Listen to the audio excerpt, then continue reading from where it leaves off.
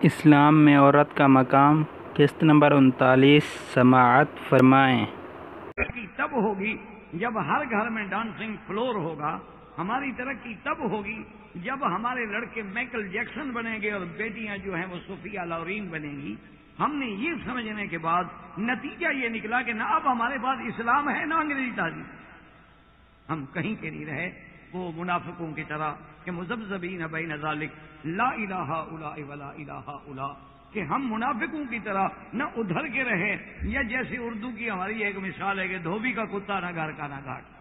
وہ نہ گھر کا رہتا ہے نہ گھاٹ کا رہتا ہے۔ ہمارا وہ عالم ہو گیا کہ ہماری اتنی خدمت کے بعد، اتنی مروت کے بعد، اتنی دین سے بغاوت کے بعد کفر نے بھی قبول نہ کیا، اور اسلام کو تو ہم ویسے چھوڑ چکے تھے،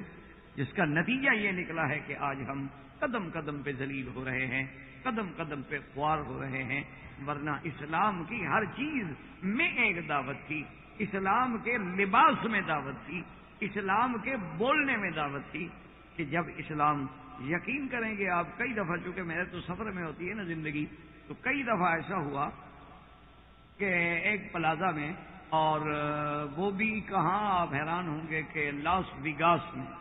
یعنی جو شہر خرابات کے نام سے مشہور ہے، جہاں دنیا کی برائیاں جنم لیتی ہیں، پیدا ہوتی ہیں، وہ جگہ ہے وہ لاس ویگاس، جو ہے دنیا کا سب سے بڑا جوئے کا اڈا، دنیا کا سب سے بڑا بے حیائی کا اڈا۔ اس جگہ پر ایک لڑکی، اور وہ بھی انگریز لڑکی، مجھے ناشتہ کرنا تھا، اب میں وہ مولوی تو آدمی ہوتا ہے، ڈھونڈ رہا تھا کہ کیا کروں، کیا مجھے ناشتے میں کیا مل سکتا ہے جو حلال ہو۔ اب ان کا بریڈ لیتا ہوں، روٹی لیتا ہوں، تو اس کے کیا یقین ہے کہ یہ حلال ہوگی، تو میں کیا کروں گا۔ میں نے کہا پھر یہ سوچ سوچ کے کہ فروٹ لے لیتا ہوں اور اس سے گزارا کر لیتے ہیں، اور کیا ہو سکتا ہے، بیچ سیب لے لیتے ہیں، کوئی انگور لے لیتے ہیں، کھا لیتے ہیں، اس سے پیٹ بھر جائے گا۔ تو ایک لڑکی جب میرے پاس آئی تو اس نے آ کے پوچھا کہ آپ کو کیا چاہیے۔ میں نے کہا کہ میں ناشتہ کراؤں۔ میں نے اس کو صرف اتنا کہا کہ بیٹی، تو وہ کھڑی ہو گئی، اس نے کہا کہ میں نے غلط سنا ہے یا آپ نے مجھے بیٹی کہا ہے؟ میں رانگ ہوں؟ میں نے کہا نہیں بھائی، میں نے آپ سے کہا ہے بیٹی۔ اس کے آنسو بہنے کے، اس نے کہا اس معاشرے میں تو مجھے اپنے باپ نے کبھی بیٹی نہیں کہا، آپ نے مجھے بیٹی کہا ہے۔ وہ اتنی بیچاری ممنون احسان ہو گئی کہ وہ اس کی آنکھوں سے آنسو نہ تھمے۔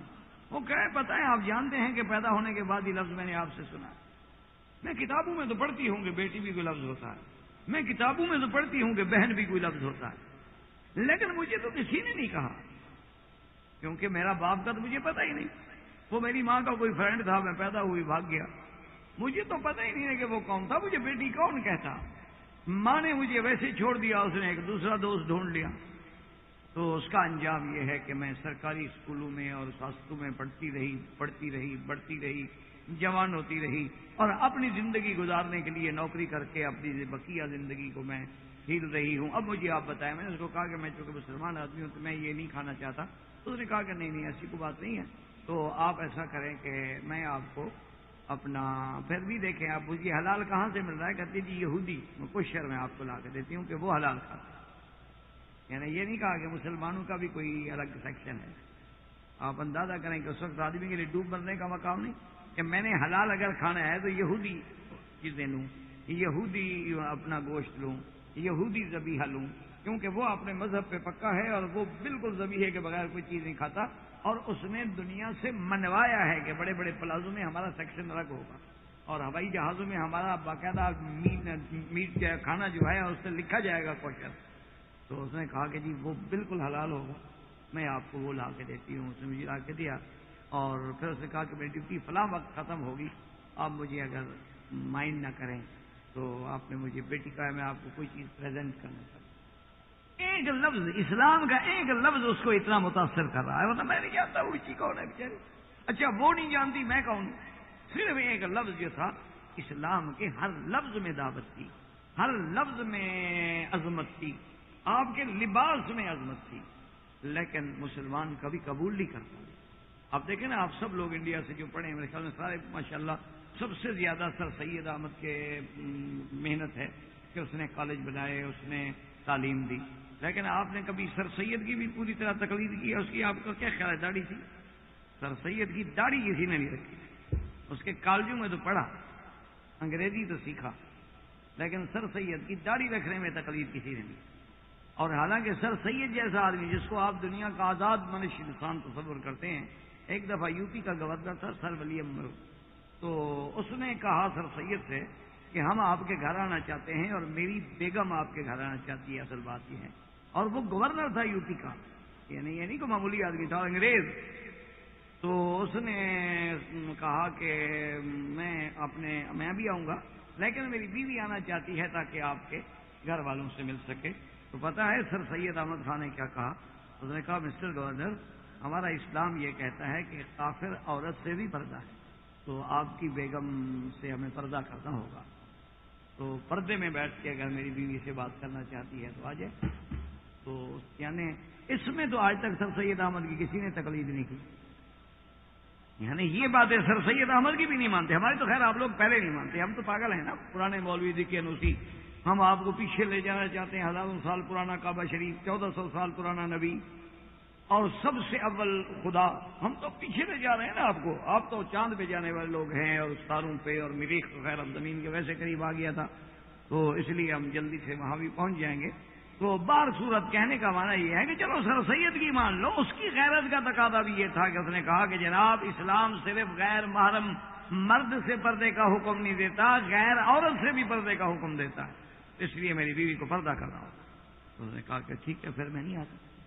تو اس نے وہ دعوت مسترد کر دی۔ تو اس لیے میرے کہنے کا مقصد جو ہے ساری اتنی لمبی چوڑی تمہید کا کہ ہم نے اسلام کو اس طرح بھسم کر کے رکھ دیا ہے کہ آج ہمیں مسلمان معاشرے کو پردے کا مسئلہ سمجھانا جو ہے ایک جو شیر لانے کا، کیونکہ ہم نے تو ہر مسئلہ بدل ڈالا، ہم نے کفر کو خوش کرنے کے لیے اپنا ہر عمل بدل ڈالا، ہم نے کافروں کی رضامندی کے لیے قرآن کی تفسیروں کو بدل ڈالا، ہم نے منکرین حدیث پیدا کیے، ہم نے نئے نئے نبی پیدا کیے، ہم نے نئے نئے مجدد پیدا کیے، ہم نے نئے نئے مجتہد پیدا کیے، ہم نے ساری بات اس لیے کہ جی بڑی، ایک آدمی سے میں نے پوچھا جی یہ کتاب میں آپ نے صحابہ کے خلاف باتیں لکھی ہیں، یہ تو اچھی بات نہیں، صحابہ کا ایک بڑا شان ہے، اللہ ان سے راضی ہے، رضی اللہ عنہم ورضوا عنہ، اور جناب یہ تو لکھا ہے کہ حضرت عثمان نے اقربا پروری کی، حضرت عثمان نے عبداللہ بن سعد بن سرا کو یہ دیا اور مروان کو یہ بنا دیا اور فلاں بنا دیا اور فلاں بنا دیا، اور حضرت عثمان سے یہ غلطی ہوئی اور صحابہ سے یہ غلطی ہوئی۔ کہا حضرت یہ کیا بات ہے؟ کہنے لگے کہ جی آپ اصل میں میری نیت کو اور میرے تحریر کے مفہوم کو ابھی تک سمجھ ہی نہیں سکے، آپ اگر مہربانی کریں میری کتاب کو دوبارہ پڑھیں۔ میں نے کہا جی میں تو خیر دوبارہ پڑھ لوں گا آپ کے فرمان کے مطابق، لیکن بہرحال جو باتیں واضح ہیں، میں نے کہا نہیں، میرا منشا یہ تھا کہ بھئی اگر 30 سال کے بعد خلافت راشدہ نہیں چلی تو اس کا معنی یہ ہے کہ دستور اسلام اتنا ناقص ہے کہ اللہ کے پیغمبر کے بعد 30 سال چلنے کے بعد فیل ہو گیا۔ تو ہم نے ان کو یہ کہا کہ نہیں، اسلام کا دستور ناقص نہیں ہے، وہ تو چل سکتا ہے، لیکن وہ آدمی غلط تھے چلانے والے، تو اصل تو ہم اسلام کی حفاظت کر رہے ہیں ان کی غلطیاں گنوا کر، کہ ہم نے کہا کہ جناب یہ دیکھیں کتاب بالکل ٹھیک ہے، لیکن جس نے جلد کی ہے وہ بندہ ٹھیک نہیں، جس نے اس کی کتابت کی ہے وہ بندہ ٹھیک نہیں، جس نے اس کو لکھا ہے، کمپوزنگ کی ہے، وہ بندہ صحیح نہیں ہے۔ قرآن میں تو کوئی غلطی نہیں ہے، یہ تو لکھنے والے کی غلطی ہے۔ انہوں نے کہا کہ دستور اسلام تو ٹھیک ہے، خلافت راشدہ ٹھیک ہے، وہ تو علی منہاج النبوہ ہے، لیکن جب آدمی غلط ہو گئے تو اگر گاڑی کتنی اچھی ہو، مرسڈیز ہو اور جناب وہ 600 ہو اور جناب وہ ایس اے ہو اور چلانے والا ایک اناڑی سا ڈرائیور ہو، پھر گاڑی کا کیا قصور؟ اس نے تو گاڑی کہیں نہ کہیں ماری دینی ہے۔ تو انہوں نے کہا کہ ہم نے تو اسلام کو بچایا ہے۔ میں نے کہا جناب اگر اس کا ہم ایک معنی یوں لے لیں کہ جن لوگوں نے حضور سے دین اسلام پڑھا اور سیکھا تھا وہ بھی غلط نکلے تو ہم اچھے کہاں سے لائیں گے؟ کہ وہ تو غلط تھے کہ حضور کا دیا ہوا آئین نہ چلا، تو جب حضور کے پڑھے ہوئے لوگ بھی غلط تھے تو پھر ہم صحیح کہاں سے لائیں گے جو اسلام کو چلائیں گے؟ کہتے ہیں ہاں خیر یہ بات تو ہو سکتی ہے، لیکن میرے لکھنے کا مقصد وہ تو اب یہ ہے کہ جناب تو اس لیے اب آپ ان آیات پہ غور کریں، لیکن ایک بات میری دماغ میں رکھ کے غور کرنا کہ یہ پردے کے احکام یہ مسلمان کے لیے ہیں، ایمان والوں کے لیے، یا تو پھر آپ ایمان میں داخل ہو جائیں یا ایمان کی نفی کر دیں۔ اگر آپ ایمان کی نفی کرتے ہیں آپ سے جھگڑے کوئی، بالکل جناب، آپ منی اسکرٹ پہنا کے جہاں مرضی آئے اپنی بچیوں کو لے کے کھڑے ہو جائیں، مزہ آ رہے ہیں، ہمیں اعتراض کریں. بلکہ ہم اگر آپ کہیں گے آپ اسی سے خوش ہوتے ہیں تو چلو ہم بھی انجوائے کر لیں گے، کوئی ایسی بات نہیں. ایک آدمی نے کہا کہ جی آپ کے مولویوں کو یہ بڑا جذبہ آ گیا ہے جی، وہ جی دیکھو کمال ہے جی، وہ بورڈ پہ جو عورتوں کا فوٹو لگاتا ہے چاہیے پھیر دی جناب، یہ اسلام ہے. میں نے کہا نہیں جناب، میں ان مولویوں سے ریکویسٹ کرتا ہوں مجھے آپ اپنی بیٹی کا فوٹو بھجوائیں، میں وہ لگوا رہا ہوں. میں کہا جی وہ کیوں؟ آپ کی بیٹی بھی تو عورت ہے، کسی دوسرے کی بیٹی کا فوٹو لگا ہوا ہو تو وہ اس پہ تو آپ بڑے خوش ہو رہے ہیں، اور اگر آپ کی بیٹی کا فوٹو لگوا رہے ہیں، ہم ہر چوراہے میں لگوا دیتے ہیں. میں ان سے ریکویسٹ کروں گا کہ یار مکہ شریف سے میں درخواست کر رہا ہوں، یہ میرے بہت ہی معزز دوست ہیں، ان کی بیٹی بہت ہی خوبصورت ہے، بالکل ماڈل بننے کے قابل ہے، یہ مہربانی کر کے ایک ایک چوک میں ذرا لگوا دو. یہ کیا بات ہوئی؟ وہ جن کے فوٹو لگے وہ بھی تو کسی کی بیٹی ہے، وہ بھی تو کسی کی بہن ہے، وہ بھی تو کسی کی ماں ہوگی، کسی کی بیٹی ہوگی، کسی کی بہن ہوگی، کسی کی بیوی ہوگی، اس نے بھی ماں کے پیٹ سے جنم لیا ہے. یہ کیا بات ہے کہ اگر میری بیٹی کی، آج ہی مجھے ایک آدمی نے پوچھا کہ جی میں ایک لڑکی سے سچی محبت کرتا ہوں. یہ نئے نئے مجنو پیدا ہوتے رہتے ہیں نا دور میں، یہ 14ویں صدی کے مجنو ہیں نا والے لڑکے ماشاءاللہ. کبھی یہ رانجھا بننے کی کوشش کرتے ہیں بیچارے، اور کبھی مجنو بننے کی کوشش کرتے ہیں، کبھی ماشاءاللہ شیکسپیئر پڑھتے ہیں اگر زیادہ پڑھے لکھے لوگ ہوں، نہیں تو پھر عطا اللہ نیازی کے گانے ہیں تو ہیں، جیسے وہ پاگل جیسے یہ پاگل، تو یہ عشق فرماتے رہتے ہیں. کہا جی میں اگر سچا عشق کرتا ہوں، نے کہا جی آپ کی بہن سے اگر میں سچا عشق کروں کیا خیال ہے، مجھے اجازت دیں گے آپ؟ پھر وہ آرام سے چلا گیا. کیا بات کر سچا عشق کر رہے ہیں، کوئی لحاظ کرو، خدا کا خوف کرو، کسی مسلمان کی بیٹی ہے، تمہیں سچا عشق ہے، رشتہ لے جاؤ، اپنے والدین کو لے جاؤ، جا کے رشتہ کرو، نکاح کرو، مانگو ان سے، سیدھی بات، کوئی عیب نہیں. اسلام حق دیتا ہے، اسلام آپ کو اجازت دیتا ہے، کوئی مسئلہ نہیں. اگر آپ کو ایک لڑکی پسند ہے، سیدھے راستے سے فات البیوت من ابوابہا، گھر میں دروازے سے داخل ہو، یہ تو نہیں کہ اوپر سے چھلانگ کیا ہے اسلام. تو اس لیے میں جو اب احکام بیان کروں گا نا انشاءاللہ، یہ ایک دماغ میں سوچ کے میرے بیٹے بیٹیاں بہنیں جن کو میری یہ آواز پہنچے کہ اگر آپ اسلام سے تعلق رکھتے ہیں تو پھر تو میری بات ضرور سنیں، اور اگر آپ کو اسلام سے تعلق ہی نہیں ہے تو الگ بات ہے، اس کا پھر جھگڑا ہی کوئی نہیں، پھر آپ کی مرضی جو مرضی ہے کہیں، پھر آپ ہمیں دیکھیے انوس کہیں، پھر آپ ہمیں ملا کہیں، پھر عورتوں پہ آپ ہمیں خیمہ لگانے والا کہیں، عورتوں کو ہیلی کاپٹر بنانے والا کہیں، عورتوں کو ٹوپی پہنانے والا کہیں، عورتوں کو قید بنانے والا، جو مرضی ہے الزام لگائیں، ہم برداشت کریں. اب جناب سمجھیں کہ اللہ نے قرآن میں یہ حکم دیا ہے، فرمایا یا ایھا النبی قل لازواجک وبناتک ونساء المؤمنین یدنین علیہن من جلابیبہن ذالک ادنی ان یعرفن فلا یؤذین. اللہ پاک نے فرمایا کہ میرے نبی صلی اللہ علیہ وسلم قل لازواجک، آپ فرما دیجئے، حکم دیجئے اپنی بیویوں کو، ازواجک و بناتک و نساء المؤمنین، اپنی بیویوں کو، اپنی بیٹیوں کو، اور ایمان والی عورتوں کو، و نساء المؤمنین. اس چیز سے آپ سمجھیں کہ پہلے تو طرز خطاب جو ہے اللہ نے میرے مدنی کا نام نہیں لیا، اللہ نے یا محمد نہیں فرمایا، اللہ نے یا نبی نہیں فرمایا، بلکہ فرمایا یا ایھا النبی قل لازواجک، اور اس کے بعد حکم ہے، امر کا صیغہ ہے، فرمایا قل لازواجک. یہ بھی نہیں فرمایا کہ ایک بیوی، جوان بیوی جو کنواری بیوی ہو اس کو فرمایا لازواجک و بناتک، اور آپ کی بیٹیاں، اور آگے فرمایا وَنِسَاءِ الْمُؤْمِنِينَ، اور نساء کے ساتھ قید لگائی مؤمنین. پہلے قید لگانے کی ضرورت نہیں تھی، جو نبی کی بیوی ہے وہ تو خود انشاءاللہ مسلمان ہے،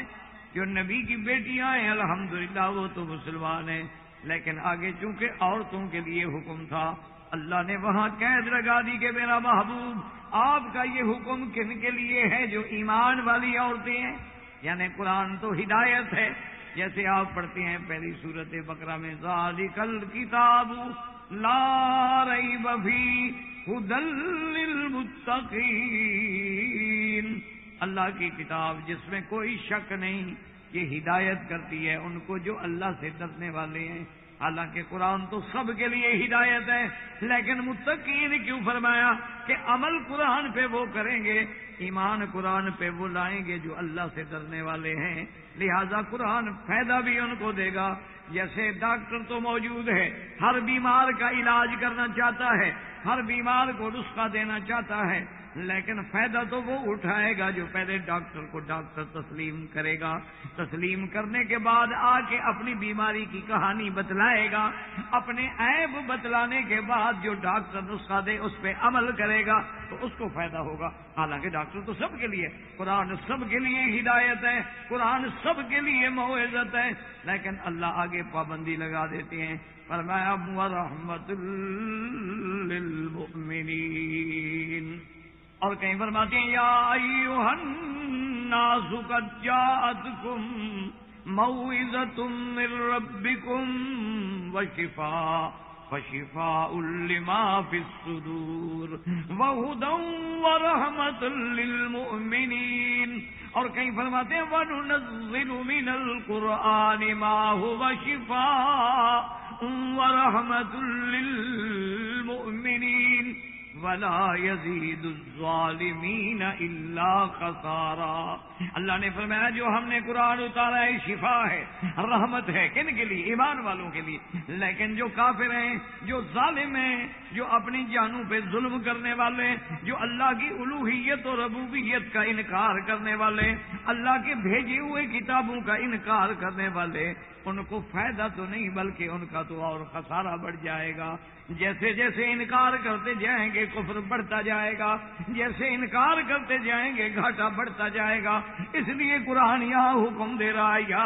ایھا النبی، اور یاد رکھو کہ مسلمان آج پڑھے لکھے لوگ، آج ہماری ایلیٹ کلاس جو ہے، ہمارا پڑھا لکھا جو طبقہ ہے، اللہ رحمت کرے، ان سے کہو کہ جناب بیٹی کو وہی پردہ، اور نہیں جی ہمیں اپنی بیٹی پہ اعتماد ہے، ہماری بیٹی کو کوئی پردے کی ضرورت نہیں۔ نبی کو اپنی بیویوں پہ اعتماد نہیں تھا،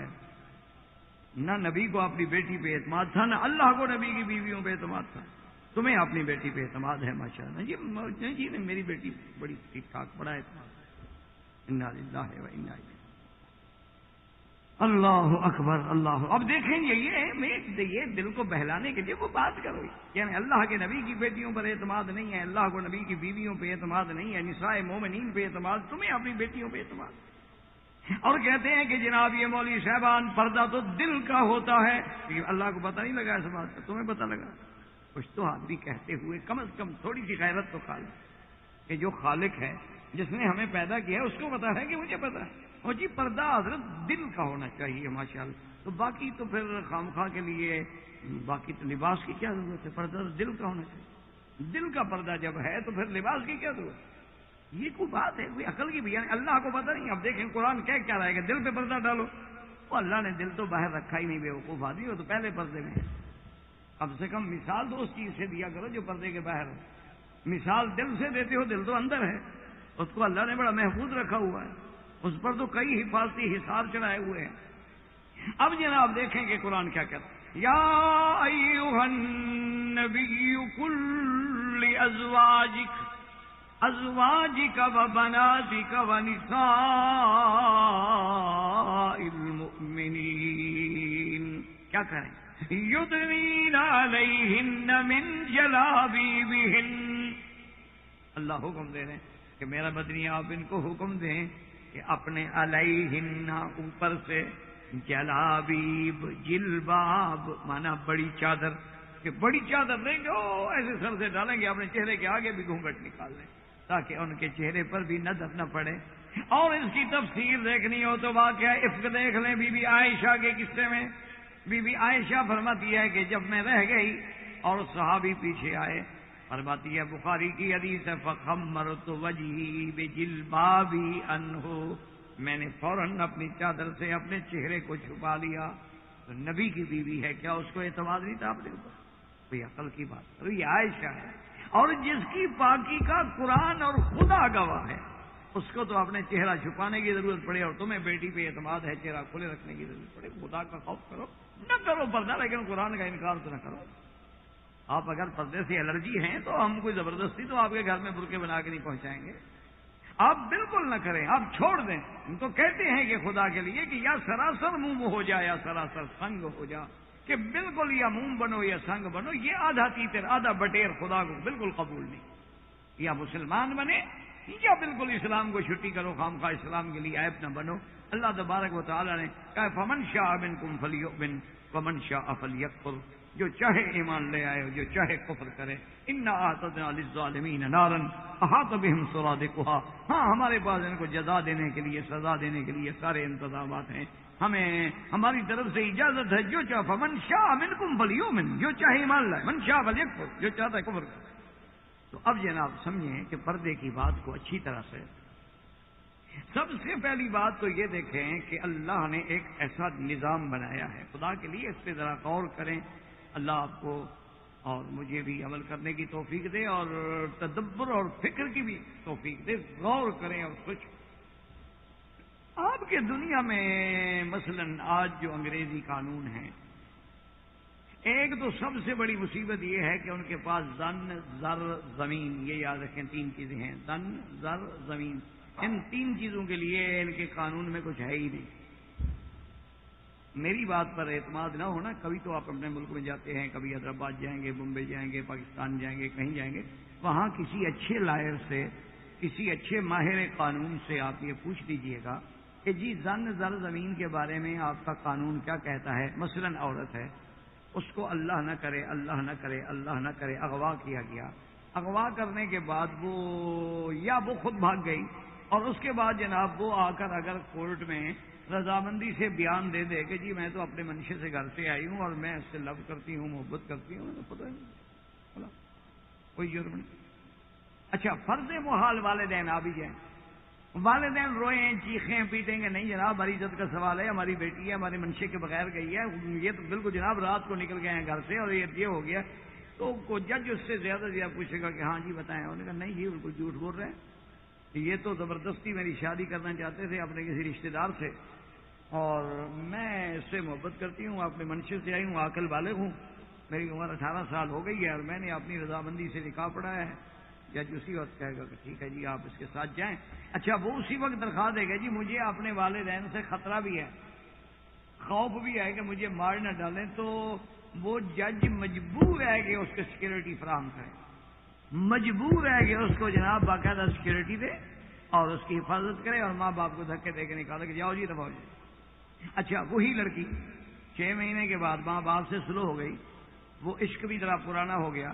تو پھر وہ جا کے دوسری کورٹ میں بیان دے دے کہ جناب اس نے مجھے بہلایا، پھسلایا، اغوا کیا، اور مجھے تو وہ گن پوائنٹ پہ اس نے تو اسی وقت کورٹ میں بھی اندر وہ پسٹل رکھا ہوا تھا، سلنسر لگا ہوا،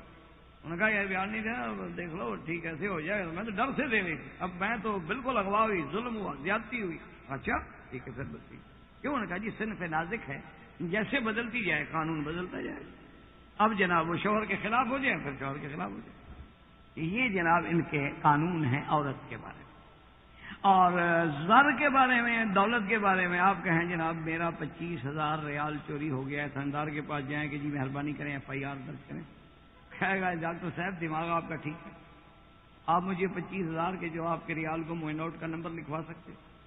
سر میں کیسے نمبر لکھواؤں، میں نے اس وقت کوئی سیریل نمبر دیکھا تھا بلا، مجھے تنخواہ ملی میں رکھتا گیا، میں نے کون سے نمبر کہا، سر پھر کیسے فیصلہ کریں گے کہ یہ نوٹ آپ کا ہے یا میرا ہے؟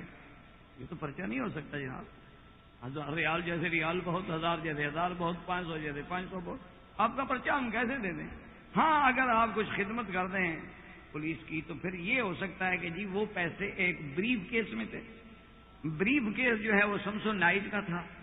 اور اس بریف کیس کے فلاں کونے پہ ایک جگہ ٹوٹی ہوئی تھی، تاکہ وہ بریف کیس برآمد کر کے اس میں پیسے ہم ڈلوا دیں گے اور بندے کو اندر کروا دیں گے، ورنہ سیدھی بات پہ پرچہ نہیں ہو سکتا۔ اسی لیے عورتیں اغوا ہو جائیں تو یہ کہنا پڑتا ہے جی کہ زیور اٹھا کے ساتھ لے گئی، تاکہ وہ تو بیان دے کے چلی جائے گی لیکن زیور تو ہم برآمد کر رہے ہیں، پھر پرچہ ہوگا، اس کا اغوا ہونا جرم نہیں ہے، وہ پرچہ ہو ہی نہیں سکتا۔ اچھا جی زمین ہے، اب زمین آپ کی ہے، میرے قبضے تلے، آپ چیختے رہیں، آپ جتنے مرضی آئے میرے خلاف مقدمے کرتے رہیں، آپ سول کورٹ میں گئے، آپ کے حق میں فیصلہ ہو گیا، میں نے اپیل کر دی، 5 سال اپیل چلی، سیشن کورٹ گیا، میں آپ کے حق میں فیصلہ ہو گیا، میں نے پھر ہائی کورٹ اپیل کر دی، 10 سال وہاں اپیل چلی، آپ کے حق میں فیصلہ، میں نے پھر سپریم کورٹ میں اپیل کر دی، 15 سال وہاں چلا جناب، فیصلہ آپ کے حق میں ہو گیا، میں نے ڈبل بینچ کو اپیل کر دی۔ 20 سال کے بعد پھر آپ کا اتنے میں انشاءاللہ آپ بھی مر جائیں گے، میں بھی مر جاؤں گا، زمین جہاں تھی وہیں رہے گی۔ یہ قانون ہے آپ کا،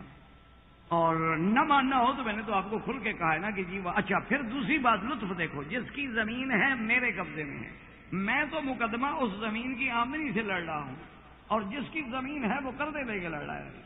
وہ اور مقروض ہوتا جائے گا، میرا کیا بگڑا ہے؟ میں تو اسی زمین سے آمدنی لے کر آپ پر خرچ کر رہا ہوں۔ اگر کسی اسٹیج پہ مجھے چھوڑنی بھی پڑی تو 50-60 سال کا فائدہ میں اٹھا چکا ہوں، میرا کیا بگڑتا ہے؟ آپ مکان میں دکان میں کرایہ دار کو بٹھا دیں، 20 سال وہ کرایہ نہیں دیتا، آخر تمام شرفاء اکٹھے ہو کے یہ فیصلہ کریں گے کہ جی 20 سال کا کرایہ اس کو معاف کر دو اور کچھ باہر نکلنے کے لیے تھوڑی سی خدمت بھی کر دو، یہ دکان چھوڑ دے گا۔ یہ قانون ہے، اسی کو قانون کہتے ہیں، اسی کو انصاف کہتے ہیں۔ لیکن اسلام یہ کہتا ہے کہ ایسے حالات پیدا کرو کہ جرم ہی نہ ہو، یعنی کہ جرم ہونے کے بعد اب جناب مقدمے لڑتے پھرو اور وکیل رکھتے پھرو اور قانون بناتے پھرو، اسلام اس کے حق میں نہیں۔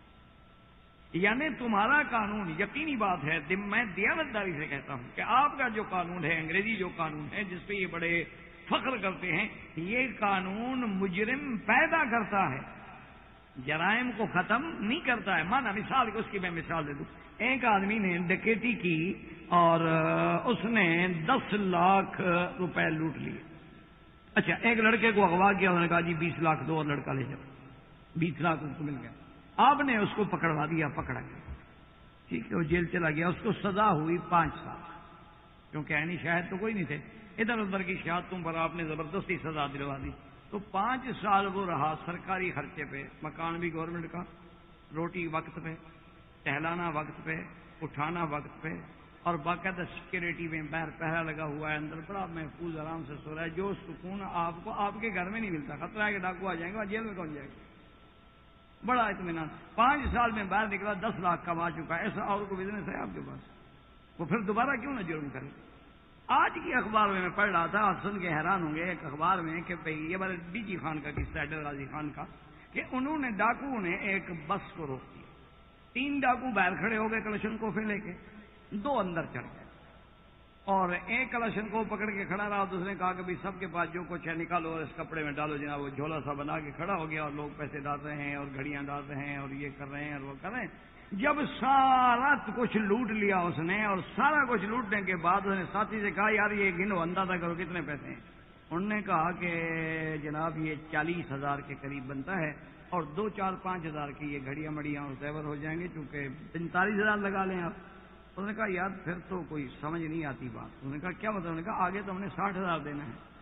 تو یہ ڈکیٹی ہوئی ہماری 40 دن، تو باقی تو 20 ہمیں گھر سے پڑنا پڑے گا، تو فائدہ کیا ہوا ہے ڈکیٹی کا؟ اس لیے ایسا کرو،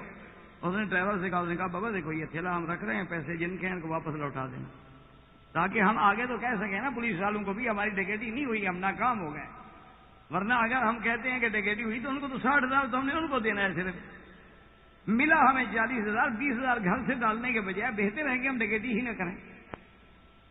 وہ جناب پیسے واپس دے کے ان کو کہا بس لے کے جاؤ، وہ بس لے کے چلا گیا، اور وہ سارا ایک گھڑی ایک چیز نہیں اٹھائی۔ انہوں نے کہا جی ہمارا کام نہیں بنا تو لہٰذا ہمیں کچا کام نہیں کرنا، یہ آپ کا کام۔ تو اسلام یہ کہتا ہے کہ نہیں، ایسا نظام پیدا کرو کہ جرم ہو ہی نہیں، جرائم پیدا نہ ہوں، جرم ختم ہو جائے۔ ہاں اگر کبھی کبھار کوئی اس کے باوجود بھی ایسا ہو تو پھر ایسی سزا دو کہ عبرت بن جائے کائنات۔ اسی لیے اب سب سے پہلے دیکھیں کہ پردے کا مسئلہ ہے، اسلام نے سب سے پہلے حکم دیا وَقَرْنَ فِي بُيُوتِكُنَّ، عورت کا مقام گھر ہے، اپنے گھر میں اصل مقام عورت کا جو ہے وہ گھر ہے، وہ گھر باپ کا ہو، وہ گھر شوہر کا ہو، یا بیٹی بن کے رہے گی یا بیوی بن کے رہے گی، لیکن اصل مقام بھی گھر میں۔ اچھا اب ہمیں حکم دیا کہ آپ نے کسی کے گھر میں جانا ہے تو کیا کرو؟ فرمایا لا تدخلوا بیوتا غیر بیوتکم حتی تستأنسوا وتسلموا علی اہلها۔ اللہ نے فرمایا خبردار کسی کے گھر میں داخل نہ ہوں، چادر اور چہار دیواری کی عزت کا مسئلہ ہے،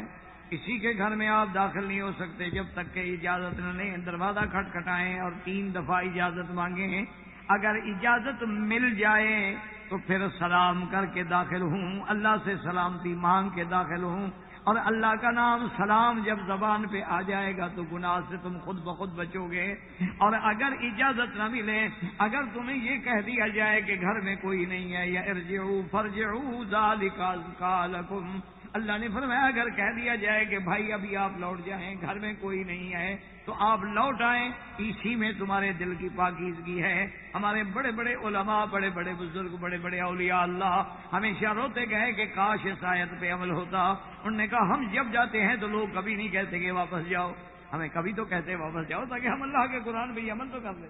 لیکن جہاں جائیں گے وہ کہیں گے جی بزرگ آئے ہیں، آئے تشریف لائیں جی، آپ بیٹھے جی، ابھی آتا ہے جی، ہم بلاتے ہیں جی، ہم پکڑتے ہیں جی. تو اس آیت پہ ہمیں اب اللہ نے کہا کہ داخل نہ ہوں. اچھا اب جناب آپ گئے گا. حضرت حذیفہ حضور صلی اللہ علیہ وسلم کی خدمت میں آئے اور آپ نے فرمایا کہ دیکھو جب کسی کے گھر میں جانا ہو، دروازے کے بالکل عین سامنے کھڑے نہ ہوں، بلکہ ایک طرف ہو کے کھڑے ہوں، کیونکہ اگر اتفاق سے ہوا سے دروازے